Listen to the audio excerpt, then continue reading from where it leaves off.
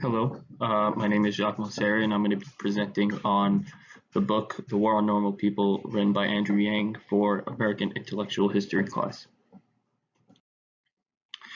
Just a quick summary about the author. Andrew Yang was born in upstate New York on January 13th. He grew up in Westchester. He's the son of Taiwan immigrants, and he studied at Brown University and Columbia Law School.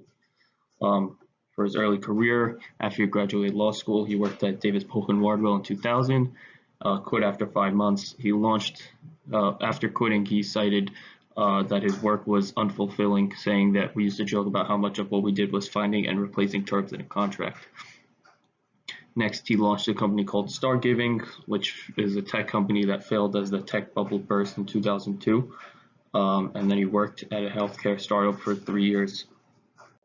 In 2005, Andrew Yang founded the company Manhattan Prep after leaving his previous healthcare job. It started as a small tutoring service, but it grew into an international success. In 2006, he was asked to be the CEO of his company by his friend.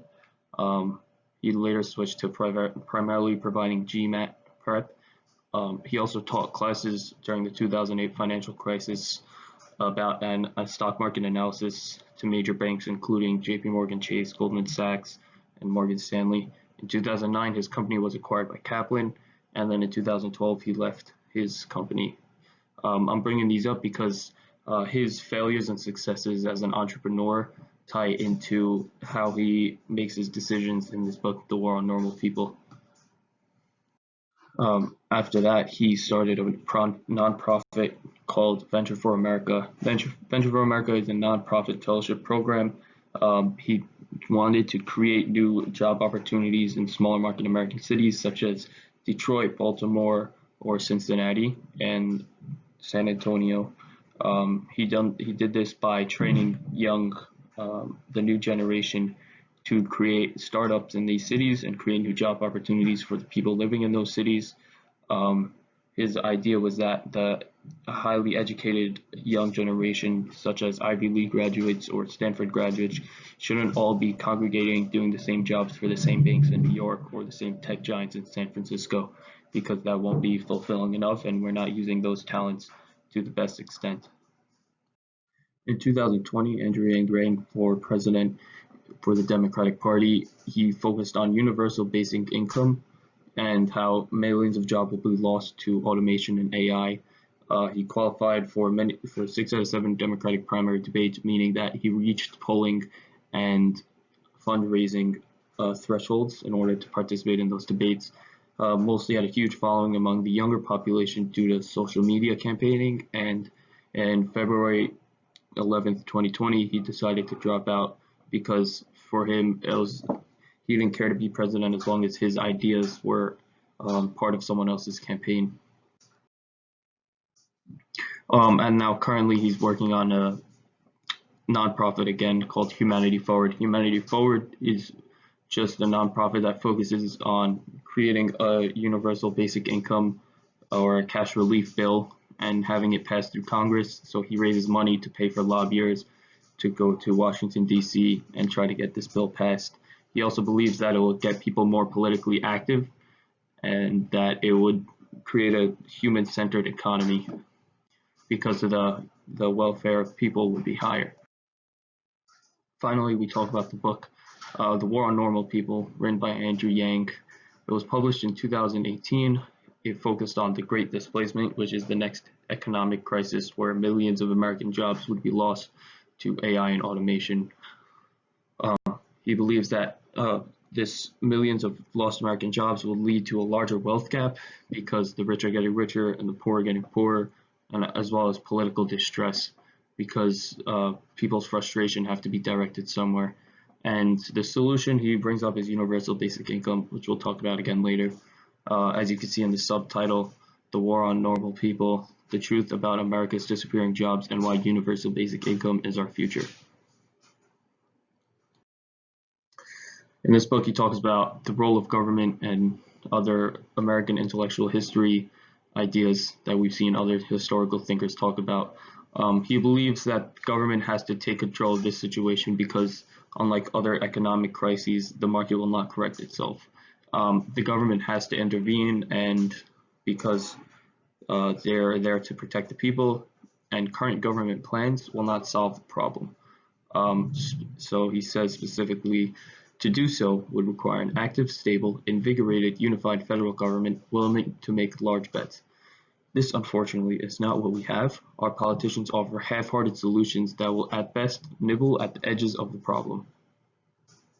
Here's another quote where he talks about the role of the government and how it's there to protect the people. There is really only one entity, the federal government, that can realistically reformat society in ways that will prevent large swaths of the country from becoming jobless zones of derelict buildings and broken people. So again, he's reiterating the fact that the federal government must be there to protect its people and create a better standard of living. In order to address the human problem, we have to ask the question, why do we need to worry about people, which seems kind of obvious. However, we have to say that on one side, humans should be worth keeping around, and the loss of a job for someone can lead to permanent unhappiness. So we have to try to fix that. And on the other side, humans have flaws and will never be as good a worker as a machine. So he's not trying to say that automation itself should stop, because automation is the future of technology and labor. However, we have to think about what are human values and what else could we use the people for. So here you can see in his quote, people are much trickier to deal with than machines. Acknowledging this is not necessarily a bad thing. It is a necessity and a step towards finding solutions. It may push us to think more deeply about what makes humanity valuable.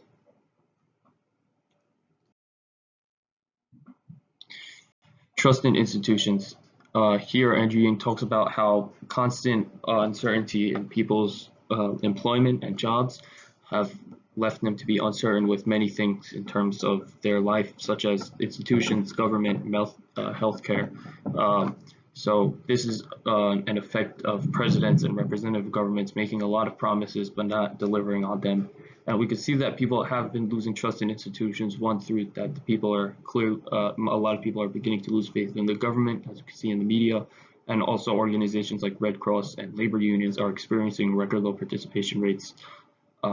So in this quote, he's comparing his relationship with the Knicks, who have been a very bad team for quite a while now. That's essentially how most Americans feels about their institutions nowadays. Their love and trust have been taken for granted and abused. Public faith in the medical system, the media, public schools, and the government are at all record lows compared to past eras.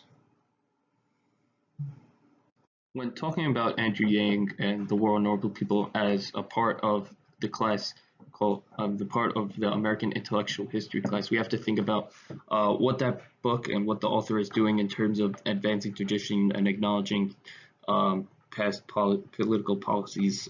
So one thing we see is that he thinks about the role of government as an extension of what the people want.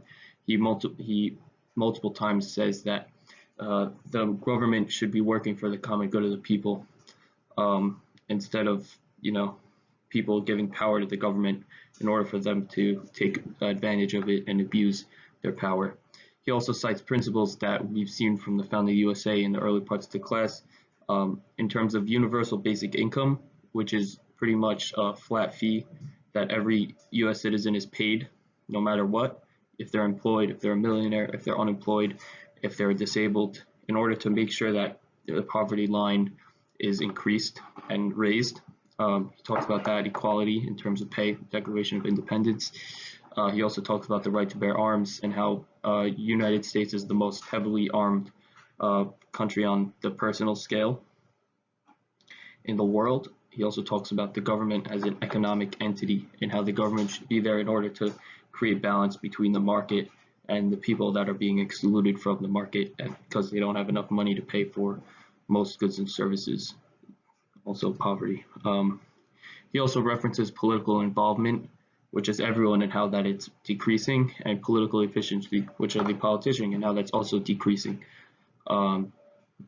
Since that the people aren't really trusting the government anymore, then the politics are not being run efficiently, which creates a positive feedback loop, so they say. Here we talk about other significant other things that are significant to American intellectual history class. So Andrew Yang speaks about how the economic crisis is building and causing political distress. This is also because the people are realizing that something's a little off, and people have started losing their jobs, especially in this pandemic. However, not getting a reassurance from the government as much as they would hope, is apparent on media. He also talks about the value of the normal person and how the government should protect them. So the normal person being the average or median income American, how that they're in danger of losing their jobs. And if the median or average American is in danger of losing their jobs, that would be very bad for all of America on both a political, social, and economic scale. According to Yang, the market and capitalisms are making the decisions about the country's future. As it stands right now, the market and capitalism are demanding automation as terms of the future of technology, which is true. However, even though it might be the best in terms of capitalism and it might increase the GDP the most because we don't have to pay for labor, the government should step in and say this is too far, too fast, and we need to make sure we have a backup plan for all of the workers in our country. Also, the government must consider universal basic income as an alternative to unemployment.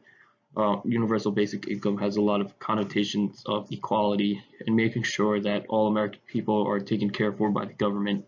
And lastly, people aren't inherently lazy. They'll be more productive if they don't need to worry about what they have to paycheck, where their next paycheck will come from. As we saw from most recent classes, some thinkers believe that American people are inherently lazy, and that if we give them free money, maybe they would agree with that they just won't work anymore. However, the reassurance of having a next paycheck will make people focus on things that are more important to them. And if they don't feel like they need another job on top of that, or they just need to focus on raising children or nonprofits, then that's up to them. However, they will still have support from the government. I would like to end the presentation on one more quote from Andrew Yang. He says, "I've been in the room with the people who are meant to steer our society. Their machinery is weak, the institutionalization is high, the things you fear to be true are generally true." Thank you.